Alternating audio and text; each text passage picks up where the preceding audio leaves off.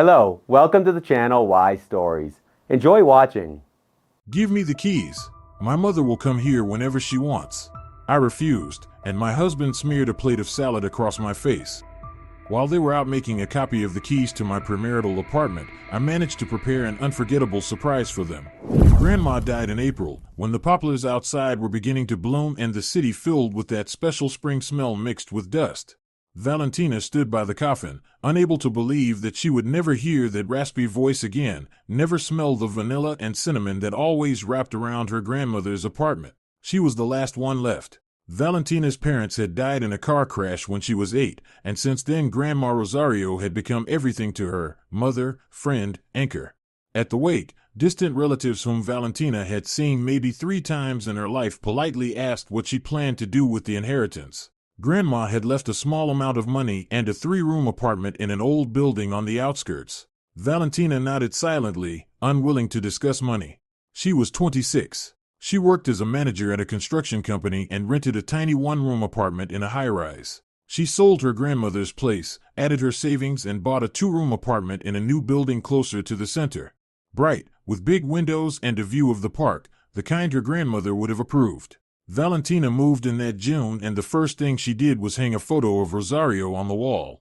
Grandma looked out from the portrait sternly, but with warmth in her eyes, and Valentina greeted her every morning while pouring coffee. She met Gabriel a month after moving. He worked in the office center next door, and they ran into each other at the coffee shop on the first floor. Literally. Valentina was rushing to a meeting, Gabriel was carrying 2 cappuccinos, and one of them ended up spilled all over her blouse. He apologized so sincerely, dabbed at the stain with napkins so awkwardly, that Valentina laughed. Tall, broad-shouldered, with a short haircut and an open smile, he seemed reliable, maybe even too reliable. They started dating.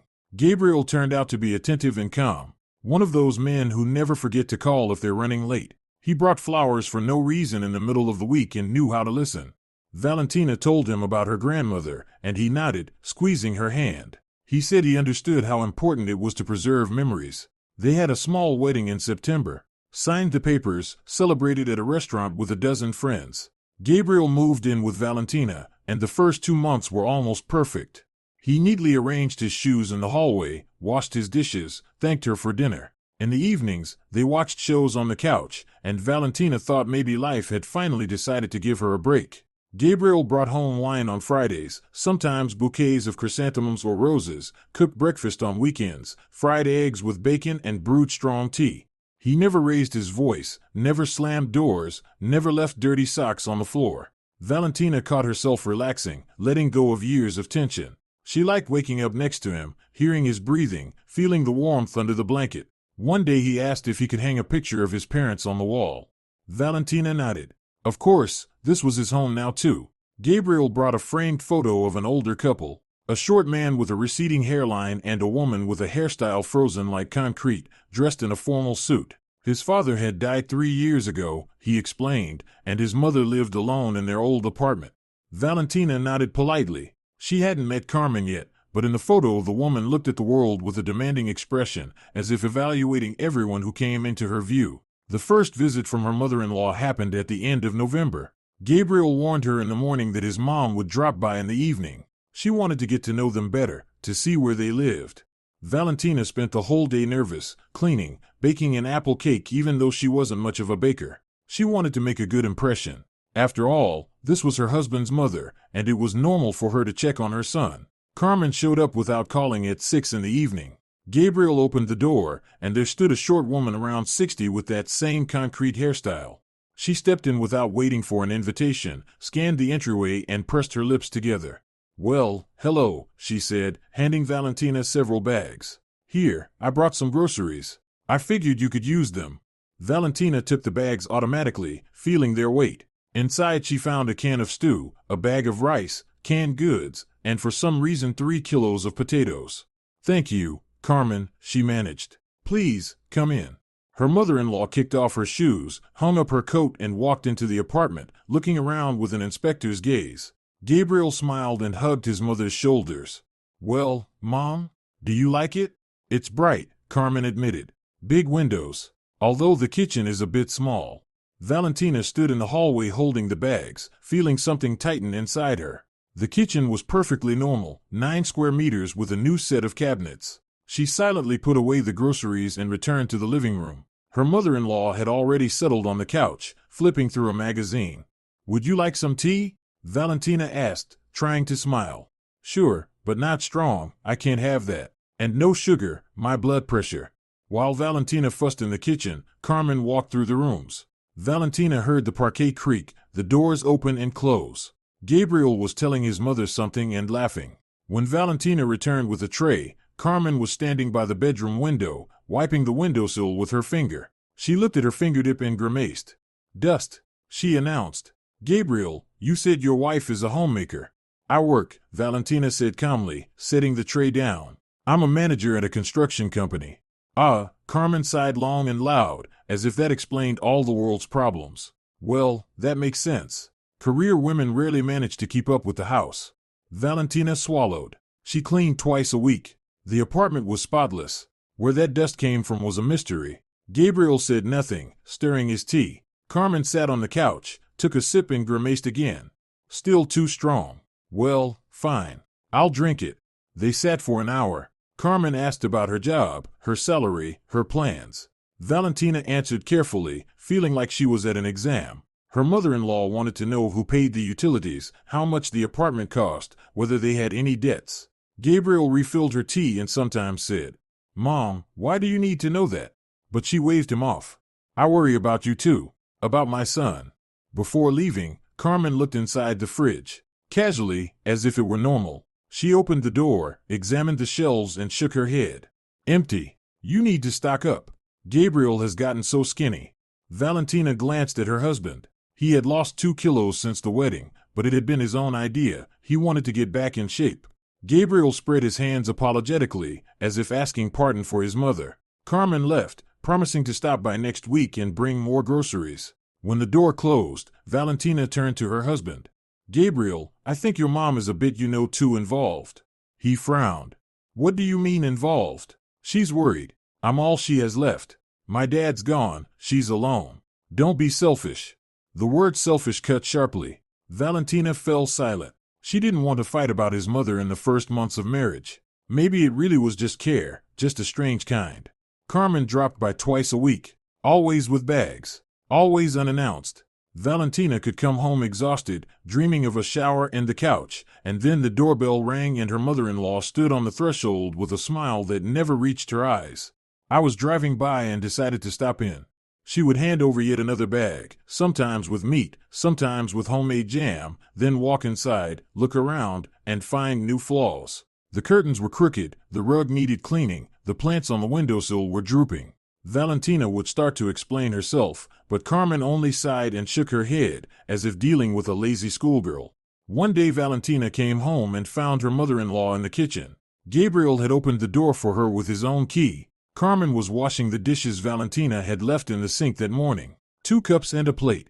"Gabriel, you didn't call to say your mother was coming," Valentina said quietly, standing in the doorway. "I didn't know. She decided on her own." Her mother-in-law turned around, drying her hands with a towel. "I can see how tired you get from work, so I thought I'd help. It's not good to leave dirty dishes lying around. You'll get cockroaches." "We don't have cockroaches," Valentina objected. "Not yet." She left half an hour later, but not before checking the cabinet with the pots and complaining that they didn't have enough frying pans. Valentina sat on the couch and held her head in her hands. Gabriel stood nearby with his hands in his pockets.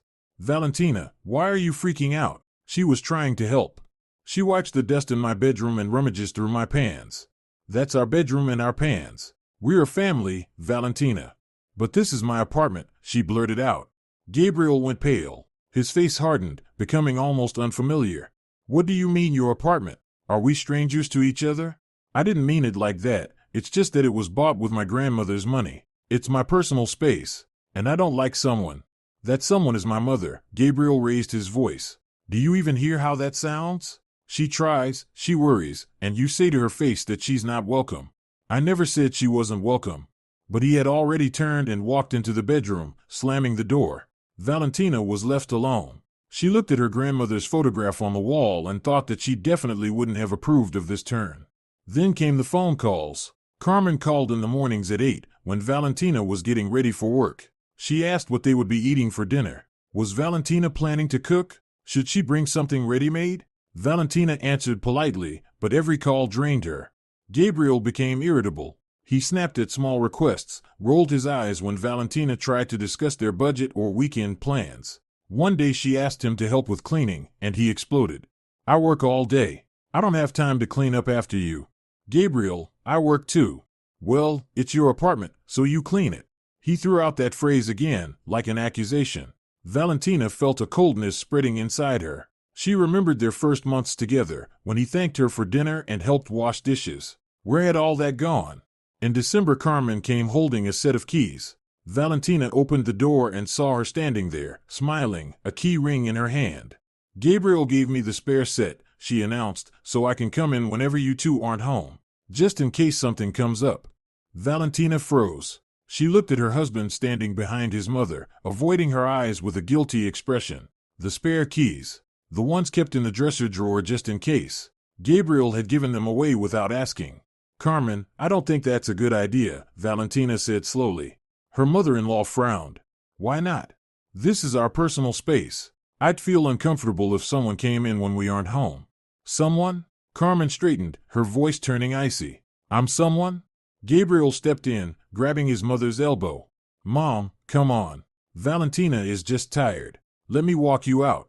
They left together. As she walked out, Carmen gave Valentina a look that made her shiver. It was the look of someone who stored away an insult and would never forget it. Gabriel returned an hour later, silent, refusing to meet her eyes. Valentina sat in the kitchen, drinking cold tea. When he passed by, she called out to him. "Gabriel, we need to talk." "About what?" "About your mother. About the keys. About what's happening." He stopped and turned around. His face looked tired, almost indifferent. "Valentina, I don't see the problem. My mom wants to help. She's alone, she has a hard time, and it makes her feel needed. Why can't you meet her halfway?" "Because it's my apartment," Valentina said evenly. "I bought it with the money my grandmother left me. It's my inheritance, my memory of her. And I don't want people walking in without asking." "My memory of her," Gabriel mimicked. "What, is this some kind of shrine?" "It's just an apartment, Valentina. Housing. And since we are family, it's shared." "No, it's not shared. Legally, it's my property."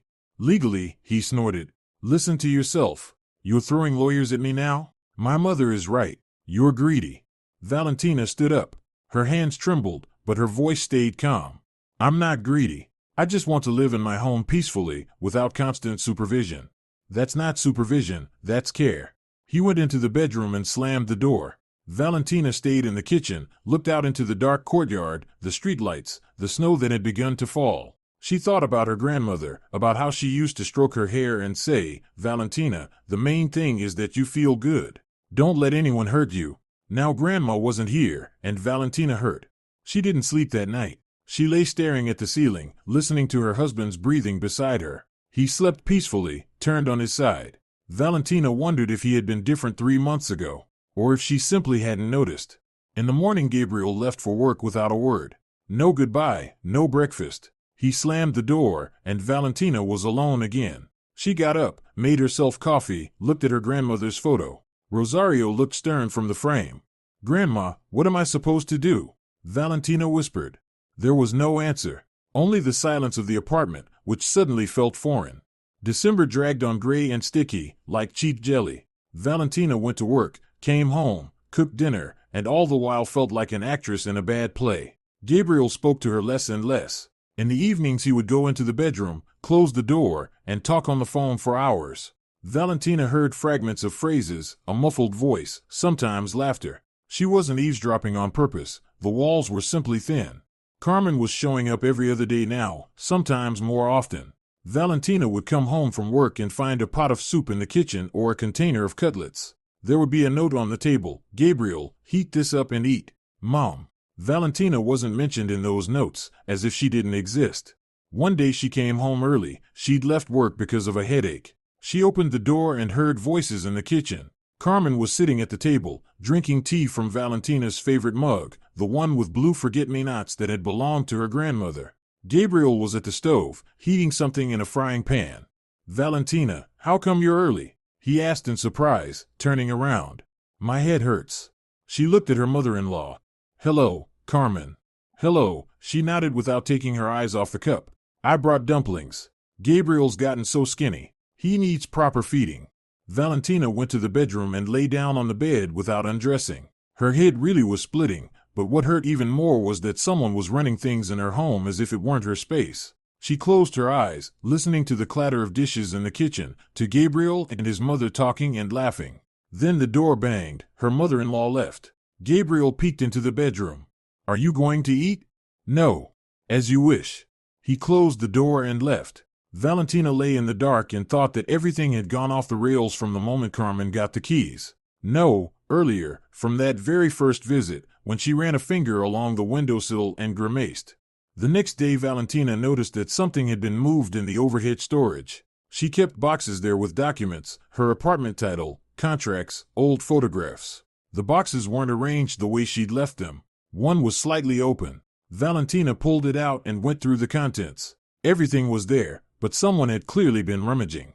That evening she asked Gabriel whether he'd been in the overhead storage. He frowned. Why would I mess around up there? Maybe you forgot how you put things. I didn't forget. Well, then I don't know. He shrugged and buried himself in his phone. Valentina didn't ask again. But now she started noticing little things. When Carmen came over, she lingered by the cabinet with the documents as if examining something. She would walk through the room slowly, taking in the walls and furniture, measuring the space with her eyes. One day Valentina found her in the bedroom. Her mother-in-law was standing by the window, looking out into the courtyard, with a tape measure in her hands. Carmen, what are you doing? She turned around, unembarrassed. Measuring. Gabriel asked me to estimate what kind of wardrobe would fit here. He wants to update the furniture. He didn't tell me anything. Well, men make surprises like that. Her mother-in-law smiled, folded up the tape measure, and put it in her pocket. Don't worry, I didn't touch anything. Valentina watched her go and felt the anxiety growing inside. She called Gabriel at work and asked about the wardrobe. He hesitated. Oh, yeah, I was thinking maybe we should replace the furniture. You yourself said the wardrobe was old. I said the hinges creak. That doesn't mean it has to be replaced. Well, Mom suggested it. Gabriel, why is your mother deciding what we change in the apartment?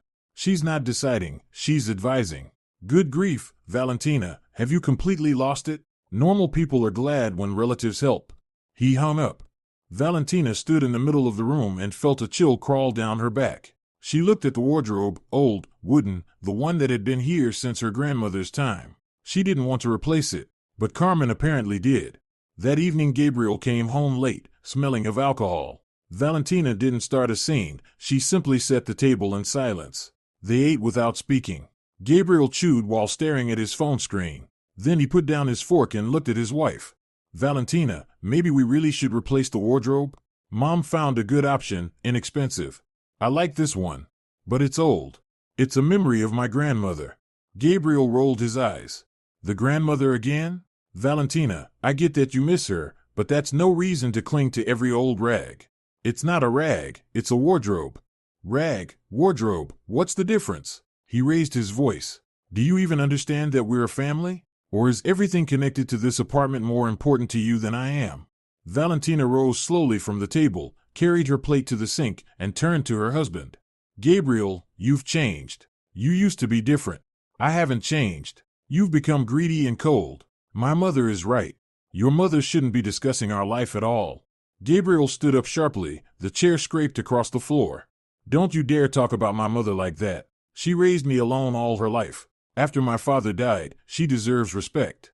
I do respect her, but that doesn't mean she should meddle in our life. Meddle? Gabriel's face flushed. She helps, brings food, cleans, and all you do is complain. You're an ungrateful egotist. He turned and went into the bedroom, slamming the door so hard the panes rattled. Valentina stayed in the kitchen. She sat down and cradled her head in her hands. The word egotist now sounded like a sentence. She heard it more and more often, from Gabriel, from Carmen, who repeated it at every opportunity. The next day Valentina woke up to a call. It was 8 a.m. and she was still asleep. Gabriel had left for work early without waking her. The screen showed a name, Carmen. Valentina declined the call, but the phone rang again. She answered. Hello. Valentina, good morning. Her mother-in-law's voice was brisk, almost cheerful. I'm calling to find out what you'll be having for dinner today. I don't know yet. I just woke up. How can you not know? A hostess should plan the menu in advance. I'll bring a chicken. You'll make soup. Carmen, don't. We have food. What food? Gabriel complained that you two eat some kind of convenience foods. That's wrong. A man needs to be fed properly. Valentina gripped the phone until her knuckles turned white. I feed my husband properly. Sure. All right, I'll drop by during the day and see what you have in the fridge. Bye. She hung up.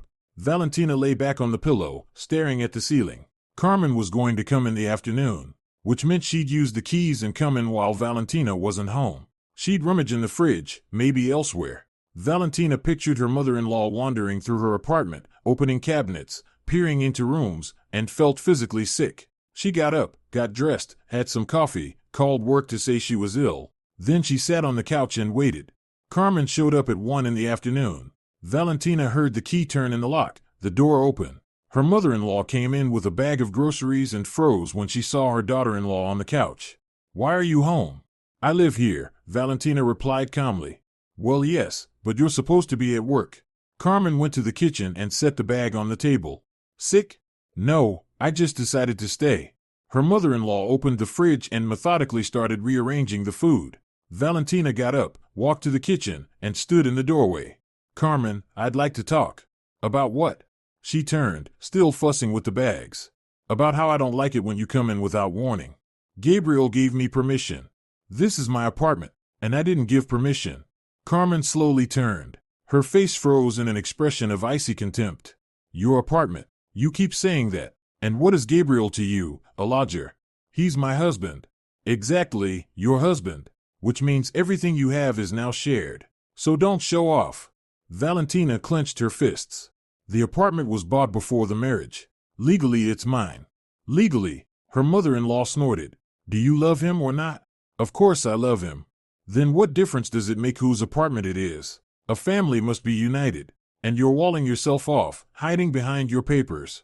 Gabriel told me everything. You're greedy, Valentina, and cold. Valentina stayed silent, the words stuck in her throat. Carmen closed the fridge and wiped her hands on a towel. I came to help, and you make a scene. Gabriel is a good boy, he deserves better. Maybe you should think about how to be a real wife, not a possessive owner. She grabbed her bag and headed out, stopped in the doorway and turned. I'm going to keep coming anyway. Gabriel needs care, and I won't let you starve him. The door slammed. Valentina stood in the kitchen feeling tears run down her cheeks. She couldn't hold them back. Tears of anger, helplessness, hurt. She wiped her face with her palms, walked to the window, and looked down. Below, near the entrance, Carmen was standing and talking on the phone, smiling. Valentina turned away. That evening Gabriel returned late. Almost 10. He smelled of beer. Valentina was sitting in the living room, staring out the window. He passed by without greeting her, dropped his jacket, went to the kitchen, then came back with a bottle of water. Why are you sitting in the dark? Thinking. About what? About us. Gabriel sat on the edge of the couch, drank some water, looked at his wife. Mom called. She said you made a scene. I didn't make a scene. I just asked her not to enter without warning. She bothers you? Yes, she does. Gabriel smirked. You know, Valentina, I think you just don't want to share. You're so afraid someone will take space in your precious apartment that you've forgotten everything else. That's not true. Then what's the problem? My mother is helping us. She brings food, she cleans, she cares. Normal women would be grateful. And you whine. Valentina stood up and stepped closer. Gabriel, listen to me. I'm not against your mother, but I need personal space. I want her to ask before coming. And not touch my things. That's a normal request. Normal? He stood up too, towering over her. A normal request is when a wife respects her husband's parents. You despise them. I don't despise them. Oh, you do. My mother is alone, she struggles, and you push her away like she's a stranger. Valentina took a step back. I'm not pushing her away. I just want her to ask. Did anyone ask you when you married me? Gabriel smirked. You wanted this. So accept everything that comes with it, including my mother. He walked into the bedroom. Valentina stayed in the middle of the room. She heard him undress, get into bed. Silence. A few minutes later she went to the bedroom, lay on her side of the bed. Gabriel lay with his back to her. Valentina stared into the dark, thinking everything had gone wrong, terribly wrong. A week later she overheard the conversation. Gabriel was standing on the balcony, talking on the phone. Valentina went into the kitchen for water and heard his voice through the cracked door. Mom, she won't give in. Yeah, I know. You saw it yourself. What do we do? Well, I can't just divorce her like that. The apartment is in her name. Yeah, I understand. We need to keep the pressure on. She'll get used to it. Valentina froze in the middle of the kitchen. Her heartbeat was so loud it felt like it echoed through the whole apartment. Gabriel continued. You're right. We need to act more decisively. Yeah, we'll try on New Year's. She'll relax, and then we'll talk. He paused, listening, then laughed. Yeah, Mom, you're always right. Okay, love you. Talk tomorrow. Valentina slipped back to the living room and lay on the couch. Her hands were shaking. She heard him come back inside, walk to the bedroom. Then he peeked into the living room. Valentina, why are you on the couch? My head hurts. Don't want to wake you if I get up for pills at night. All right, whatever. He left. Valentina lay staring at the ceiling. Keep the pressure on. We'll try on New Year's. What were they planning? She tried to connect the pieces, the keys, the documents, Carmen measuring the rooms with a tape measure, Gabriel becoming someone else. The next day Valentina came home from work and found Carmen in the bedroom. Her mother-in-law was standing next to the wardrobe, going through the shelves, and turned around when she heard footsteps. Oh, Valentina. I decided to tidy up. Gabriel's things are a mess. These are my things, Valentina said, stepping closer. His things are in the other wardrobe. Well, I'll check anyway. Maybe something needs washing. Valentina took her mother-in-law's hand and turned her toward her. Carmen, do you hear me? Don't touch my things. Carmen jerked her hand away, her face twisting. How dare you? I dare to protect my space. Your space. Carmen stepped forward and poked Valentina in the chest. Do you remember who you are? You're my son's wife, and everything here is ours. Mine and Gabriel's. No, it's mine. Carmen raised her hand as if to hit her but stopped, lowered it, smirked. You'll regret this. Gabriel will divorce you, and then we'll see what you say. She grabbed her bag and stormed out, slamming the door. Valentina stood in the bedroom, her knees trembling. She walked to the wardrobe and closed the doors. On the shelf lay her sweaters, neatly folded. Carmen had clearly been searching for something. But what? That evening Gabriel returned gloomy, went to the kitchen, poured himself whiskey, downed it. Valentina sat at the table watching him. Mom says you almost hit her. That's not true. I only asked her not to touch my things. She says you grabbed her hand because she was rummaging in my wardrobe. Gabriel poured himself another, drank it, set the glass down. Valentina, I'm done. Done with your tantrums, your greed, your disrespect. My mother does everything for us, and you only insult her. I'm not insulting her. I just want to live peacefully in my home. In your home? Again? He slammed his fist on the table. The glass jumped. How long will this go on? Are we a family or not? I don't know, Valentina said quietly. You tell me. Are we? Gabriel said nothing. He stared at her, then turned and left the kitchen. Valentina stayed alone. Gabriel never used to drink anything stronger than beer on weekends. Now he drank every night. The next day Carmen came with slippers and a robe. She put them on the hallway shelf as if planning to stay. Gabriel was home, watching football. Valentina came in from work and saw the items. She picked them up and brought them to her mother-in-law, who was sitting in the kitchen drinking tea. Carmen, take these, please. Why? I'll leave them here. It's convenient to have a change of clothes. You don't live here. For now, Carmen smirked. For now I don't. Valentina dropped the slippers and robe onto the table. Take them, now. Carmen stood and straightened. Her eyes hardened, turning almost vicious. Have you lost your mind? I'm Gabriel's mother. I have every right to be here. No, you don't. I do, Carmen yelled. And soon this apartment will be ours. Gabriel will do the right thing, and you'll be left with nothing. Valentina felt cold wash over her. She stared at Carmen, who was breathing heavily, fists clenched. Then Valentina turned and walked out of the kitchen, into the living room where Gabriel was watching TV. Gabriel, your mother said this apartment will soon be yours. Explain what that means. He didn't look away from the screen. I don't know what she's talking about. Leave me alone, Valentina. The game's on. Valentina pulled the plug from the wall. The screen went black. Gabriel jumped to his feet. What are you doing? Answer me. What are you and your mother planning? He stepped toward her and grabbed her shoulders. We're not planning anything. You're paranoid, Valentina. You think everyone wants to rob you. Let go. I won't let go until you listen. My mother is right. You're greedy, cold, selfish. You don't care about me or my family. All that matters to you is your damned apartment. He shoved her. Valentina fell onto the couch. Gabriel stood over her, breathing hard. Then he turned, walked to the hallway, and the door slammed.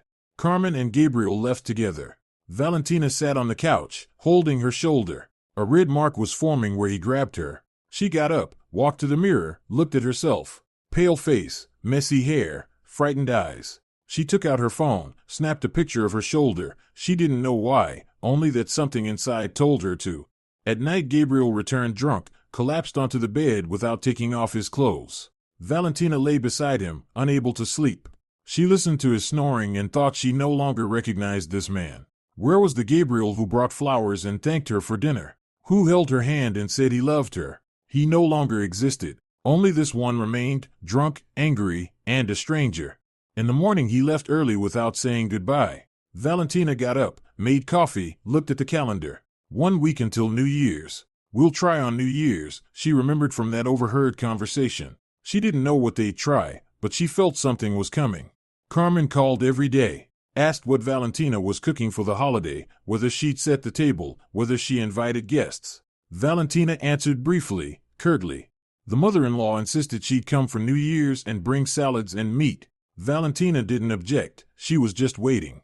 Gabriel was acting strangely. He'd be silent for days, then suddenly turn affectionate, hugging her and paying compliments. Valentina didn't believe a word of it. She saw how he exchanged glances with his mother when she came over. She saw how they whispered in the kitchen, falling silent the moment she walked in. On December 29th, Valentina took the apartment papers out of the closet and read them over. The property was registered in her name, purchased before the marriage. They hadn't signed a prenuptial agreement. That meant the apartment remained her personal property and Gabriel had no claim to it. But then why was Carmen so sure the apartment would be theirs? She called a lawyer she knew from work. He listened and thought for a moment. Valentina, if the apartment was bought before the marriage with your money, it remains yours. Your husband has no rights to it. But if you're afraid he might try something, I'd advise staying on guard. What could he do? Anything. Forge documents, force you to sign a deed of gift, arrange a power of attorney, or simply push you out of the apartment. Be careful. Valentina hung up. Push her out. Yes, that sounded like their plan. Carmen and Gabriel wanted to drive her out of her own apartment, make her leave of her own accord, or agree to give up a share, or sign something without understanding what it was. On December 30th, Valentina went to the bank. She withdrew all her savings and hid the cash at home in a safe place. Then she gathered all the documents and stashed them somewhere else. Gabriel noticed she was up to something and asked what she was doing. She said she was sorting old things before the new year. He nodded and let it go. On December 31st, Valentina got up early and made the salads. She set the table and took out a bottle of champagne. Gabriel paced around the apartment, nervous, smoking on the balcony. Carmen arrived at 6 in the evening. She brought bags of food, set her own salads on the table, pushing Valentina's aside. She settled on the couch and surveyed the apartment with the air of a mistress of the house. Valentina stood in the kitchen slicing bread, feeling everything inside her knot into a tight ball. Something would happen tonight. She knew it with every fiber of her being. Something that would change everything. They sat at the table, the three of them, and Valentina felt like an actress in a bad play where everyone knows the ending but her. Carmen took charge, spooning salads onto plates and commenting on every dish. She tasted Valentina's potato salad and grimaced. Not enough mayonnaise. Mine comes out juicier. Gabriel nodded and poured himself vodka, his third shot in half an hour. Valentina sipped her champagne, tasting nothing. She watched their every move, every look they exchanged. Carmen was telling some story about the neighbors. Gabriel chimed in, but both of them were tense, waiting for something. Valentina, why aren't you eating? The mother-in-law asked, pointing her fork at Valentina's untouched plate. A daughter-in-law should set an example of how to treat guests. I'm not hungry. Your loss. It's a holiday. You should be enjoying yourself. Carmen took a sip of champagne and set down her glass. By the way, Gabriel, did you tell her? Valentina stiffened. Gabriel flinched and shot his mother an irritated look. Mom, not now. Why not now? New Year's is the perfect time for important conversations. She turned to Valentina and smiled, but the smile was cold, almost predatory. Gabriel and I were thinking. The apartment is big, 2 rooms. There's plenty of space for just the 2 of you. Maybe I'll move in with you. Valentina slowly set her glass on the table. What? Well, I live alone. It's lonely. And here you are, young people, I could help out, support you. Gabriel already agreed. Isn't that right, son? Gabriel looked away, poured himself more vodka, drank, and said nothing. Valentina looked at him, then at her mother-in-law. Carmen, that's impossible. Why? Her voice turned harder. There's enough room. I'll take 1 room, you 2 the other. I'll help with the housework, cook, clean. Gabriel doesn't mind. But I do. Carmen straightened. Her face twisted. You? And who are you to object? I'm Gabriel's mother. I have the right to live with my son. This is my apartment, Valentina said firmly. I don't agree. Your apartment, the mother-in-law screeched. There you go again. Gabriel, do you hear her? She's throwing your mother out. Gabriel fidgeted, staring at his plate. Then he raised his eyes, and in them was a kind of murky resolve mixed with alcohol. Valentina, let's talk about it. Maybe Mom really should move in. It's hard for her to be alone. There's nothing to discuss. I don't want that. But I do. He barked, slamming his palm on the table. The plates jumped. She's my mother. She's alone. And I won't let you kick her out. I'm not kicking her out. She doesn't live here. She will. Gabriel stood up, swayed, and braced himself against the table. Do you hear me? She will. And you won't do anything about it. Valentina rose too, slowly, keeping her hands on the table so they wouldn't shake. Gabriel, this is my property. The apartment is registered to me, bought before the marriage. You don't have the right to decide who lives here. I don't have the right? He stepped toward her, his face red, his eyes bloodshot.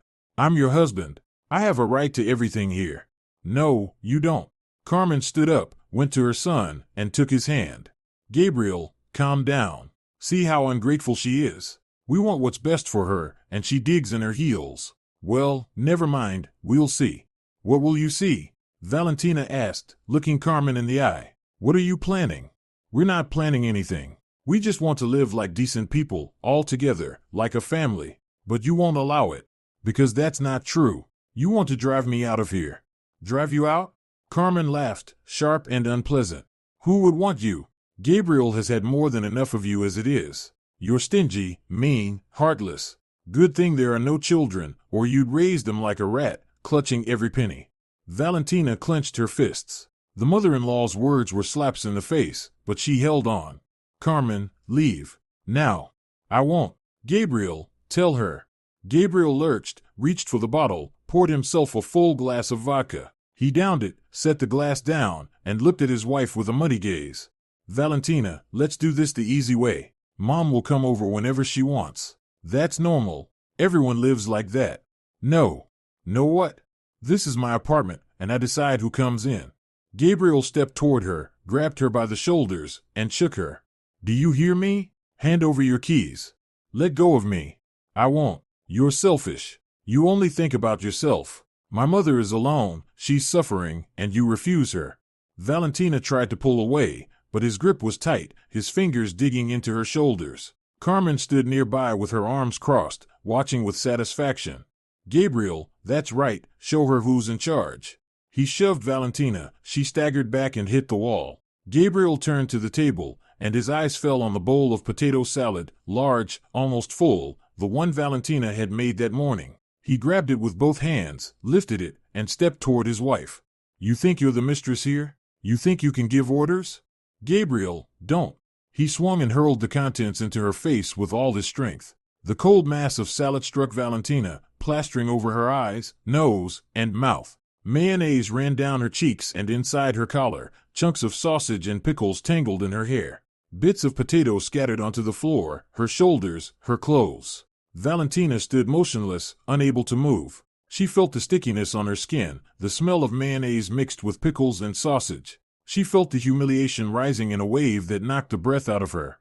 Gabriel threw the empty plate onto the table. It clattered, rolled, and fell to the floor. He wiped his hands on his pants, breathing heavily. That's so you know who's in charge here. Carmen stepped closer, looked at Valentina covered in salad, and smirked. Well, happy now? You brought this on yourself. Should have listened when we spoke nicely. Valentina slowly raised her hand and wiped her eyes. The mayonnaise smeared across her cheeks. She looked at her husband, at her mother-in-law, and something inside her snapped. Not with pain, not with sound. Just clicked, like a switch. And where love had been, there was nothing. Empty, cold, clear. Gabriel, she said quietly, take your mother and leave. What? Leave? Both of you? Now? He laughed, shaking his head. What's wrong with you? Seriously? This is our home. No, this is my home. And you don't live here anymore. Screw you. Gabriel barked. We're not going anywhere. My mother will move in, and if you don't like it, then you can leave. Valentina didn't answer. She turned and walked to the bathroom. Carmen shouted after her. Go on, go fix yourself up.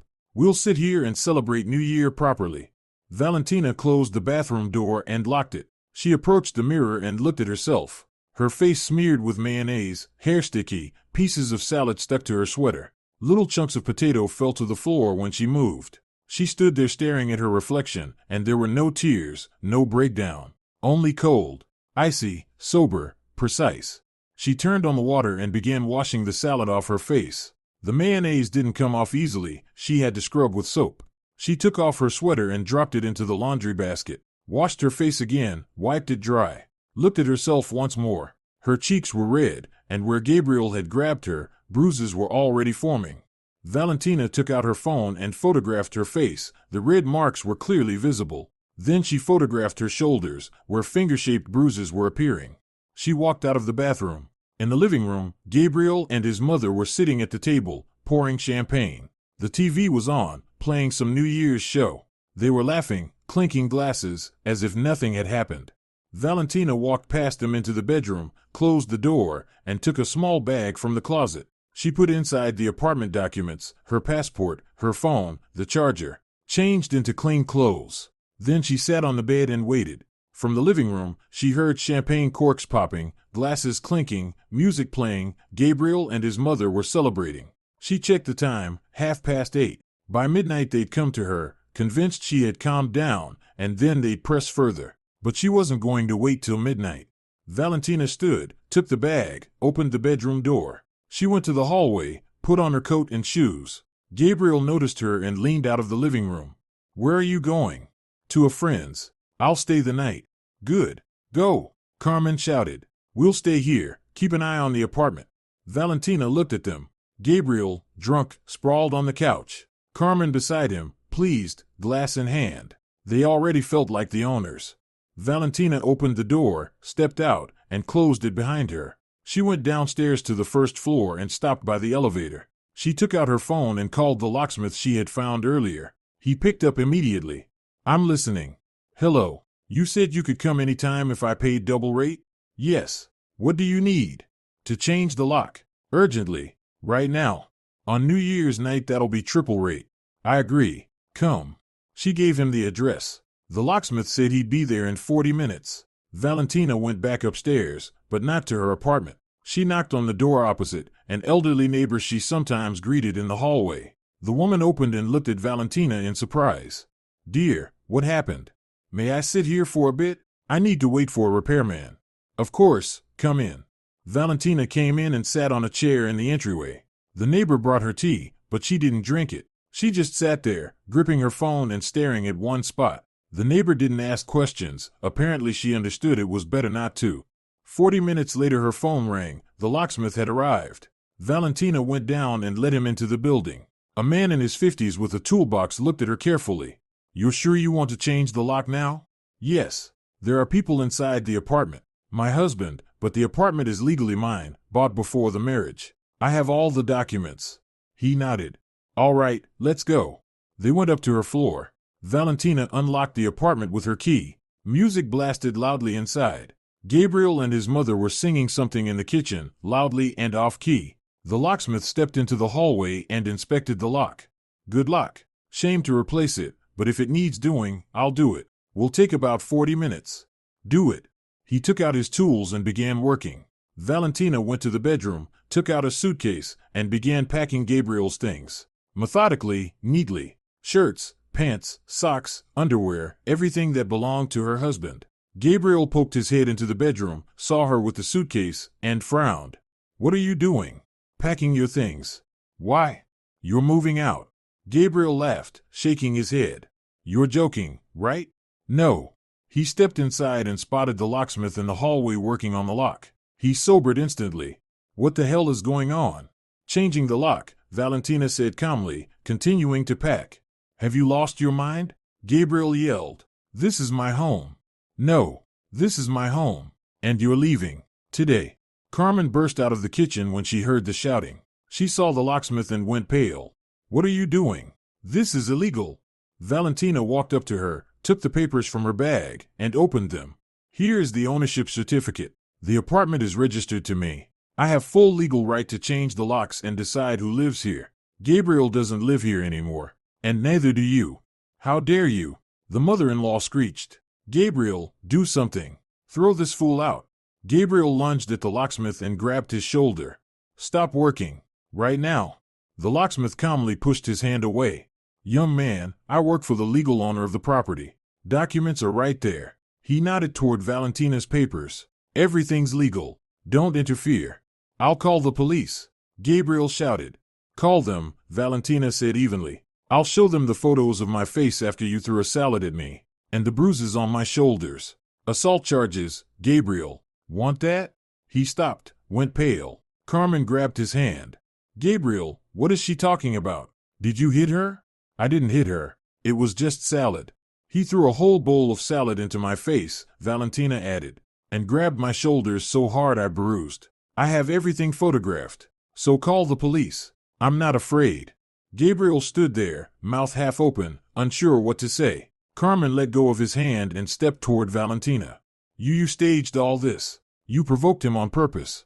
I staged nothing. You created everything yourselves. You wanted to drive me out of my own apartment. Move in. But it didn't work. We didn't want to drive you out. We just what? Valentina stepped closer, meeting her gaze. Just wanted to take my apartment. Scare me, break me, force me to obey. Didn't work, Carmen. Didn't work. Carmen backed away until she hit the wall. Gabriel grabbed his mother's arm and pulled her toward the exit. Mom, let's go. Let's get out of here. No, I'm not leaving. This is our apartment. This is not your apartment. Valentina raised her voice, and steel rang in it. It's mine, and if you don't leave right now, I'll call the police myself and show them the photos of the bruises. Carmen burst into tears. Real tears, with sobbing, mascara streaking down her cheeks. Gabriel, do something. She's throwing us out. Gabriel stood with his head down, then lifted his eyes to his wife. Valentina, let's talk. Calmly. I didn't mean to hurt you. I'm sorry. Let's discuss everything. No. Leave. Take your mother and go. Valentina. Go. She shouted, her voice cracking. Get out. Right now.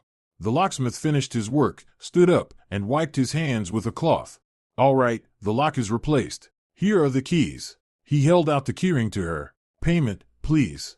Valentina took out her wallet, counted the cash, and handed it to him. The locksmith nodded and gathered his tools. If you need anything else, call. He left, closing the door behind him. Gabriel and Carmen stood in the hallway, stunned. Valentina walked over to the suitcase, zipped it, and dragged it into the hallway. Here are your things. You can pick up the rest later. We'll arrange it. But now leave. Valentina, don't be like this, Gabriel muttered. Let's talk tomorrow. I'll understand everything. I'll fix everything. Tomorrow is too late. Go. Carmen grabbed her son's sleeve.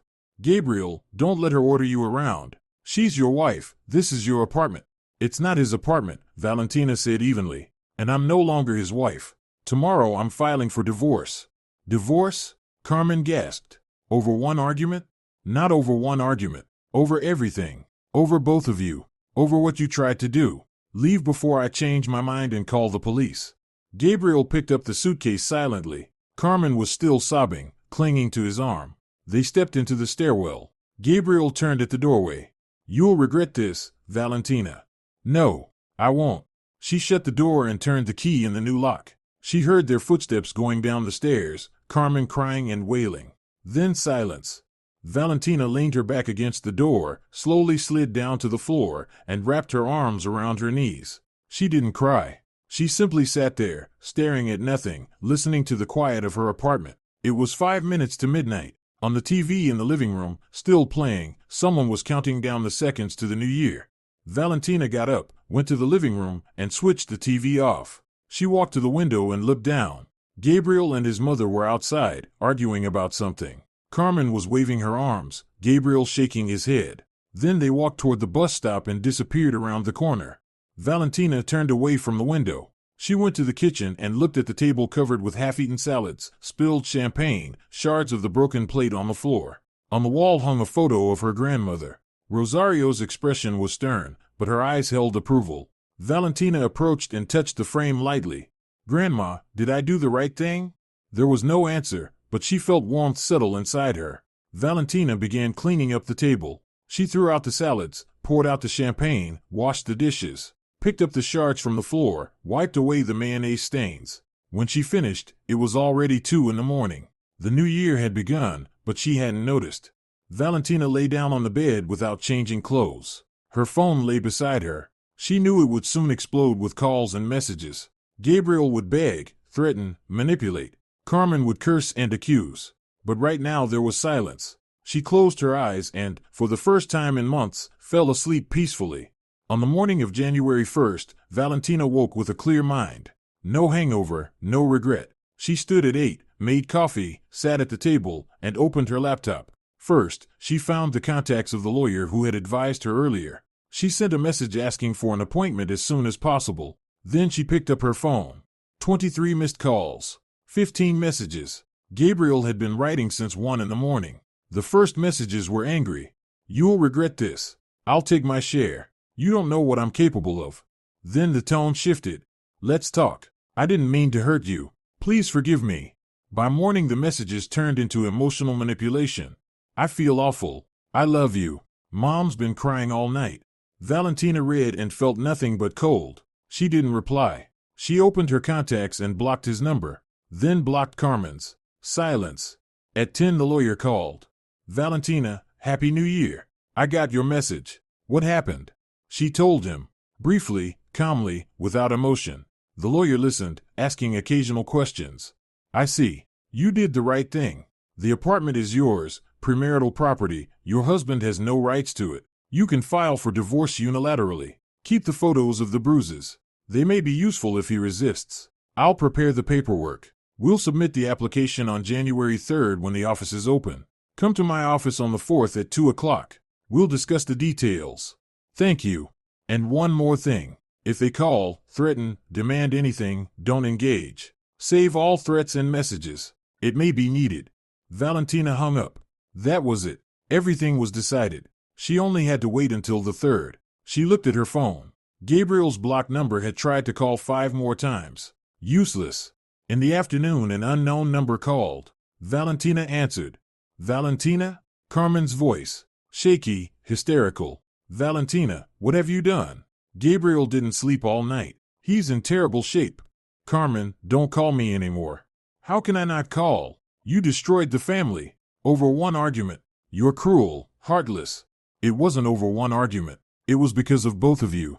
Because of your plans to take my apartment. We didn't plan anything. We only wanted to be close, to help." "That's a lie. I heard your phone conversation with Gabriel. You said, we need to pressure her more, we'll try on New Year's. What exactly were you planning to try, Carmen?" Silence. Then the mother-in-law spoke more quietly, almost whispering. "You were eavesdropping?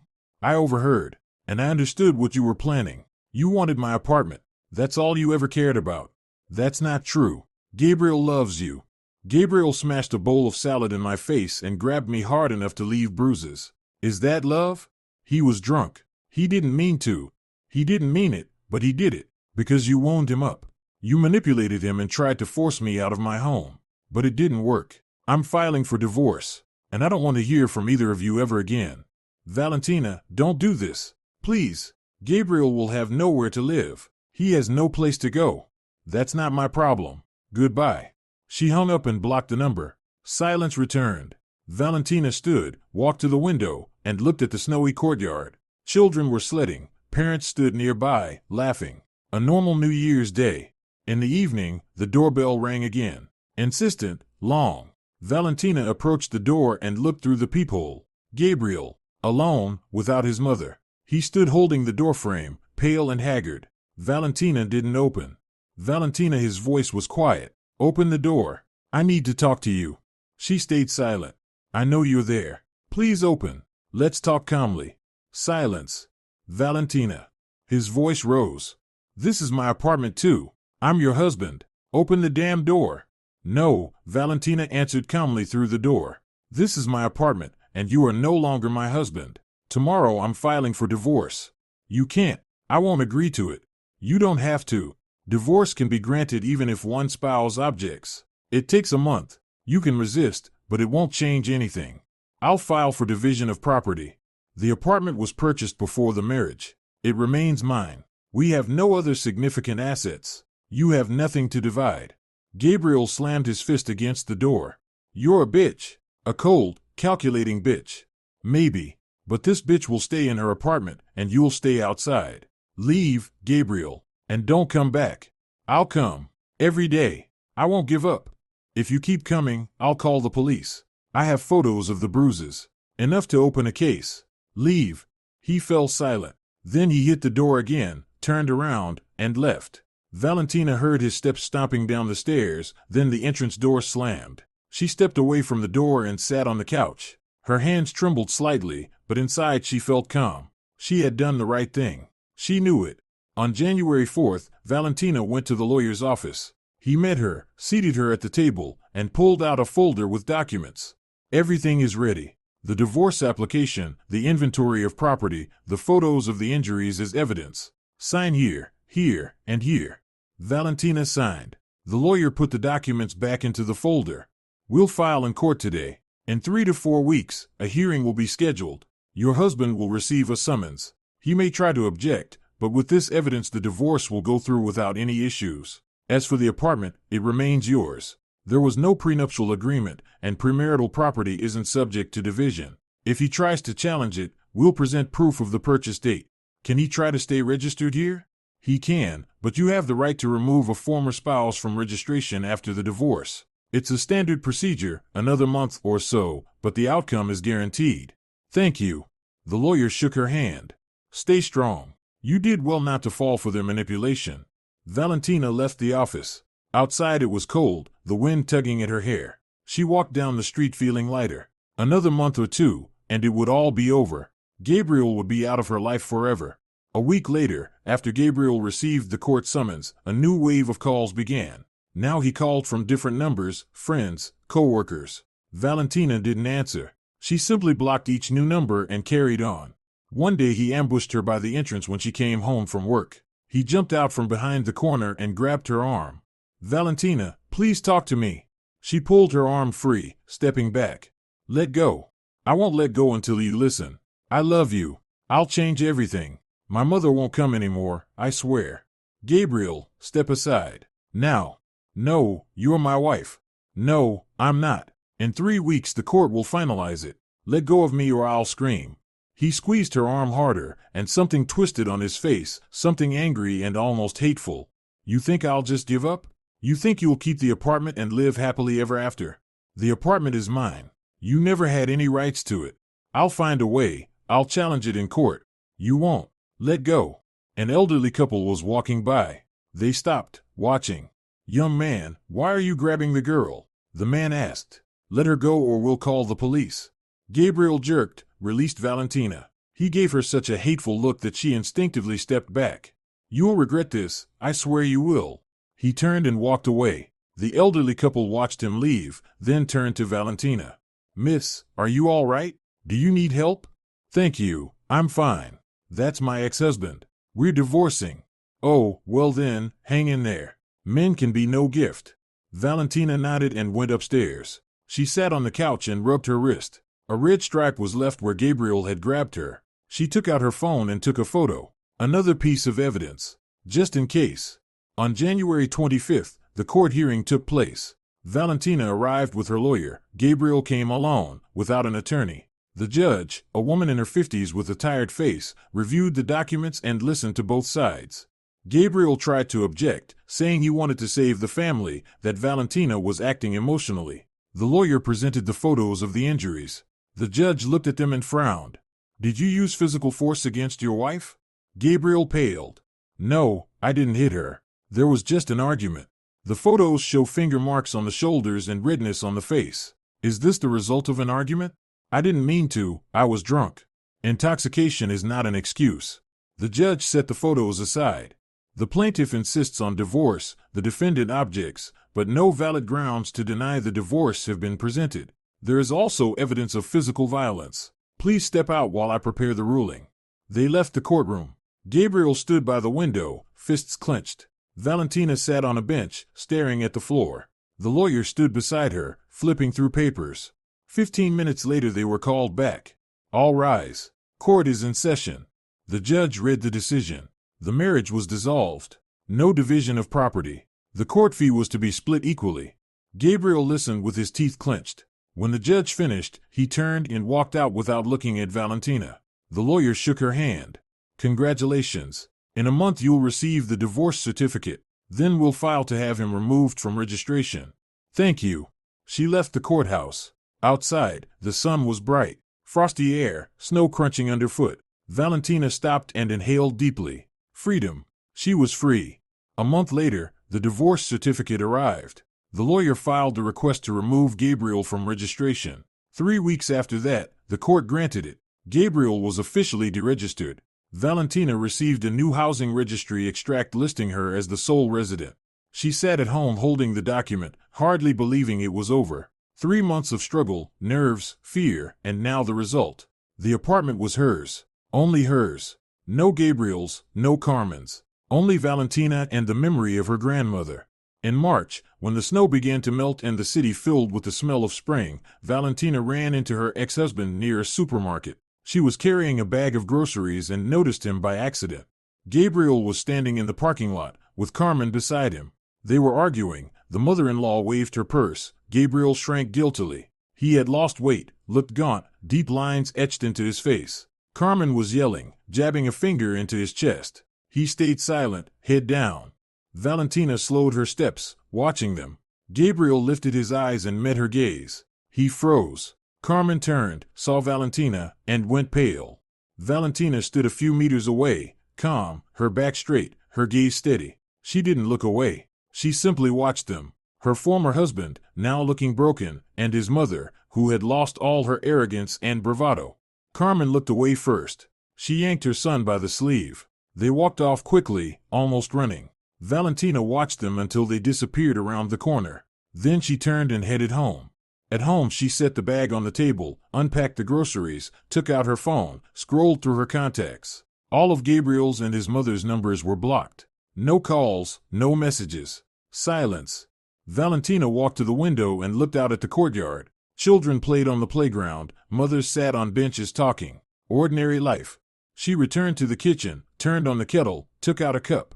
The one with blue forget-me-nots, the one that used to belong to her grandmother. She poured the tea, added sugar, stirred it gently. She sat at the table and looked at Rosario's photograph on the wall. Her grandmother looked stern, but warm. "Grandma, I did it," Valentina whispered. Outside, snow was melting, water trickled from the roofs, birds were singing. Spring had come, bringing renewal with it.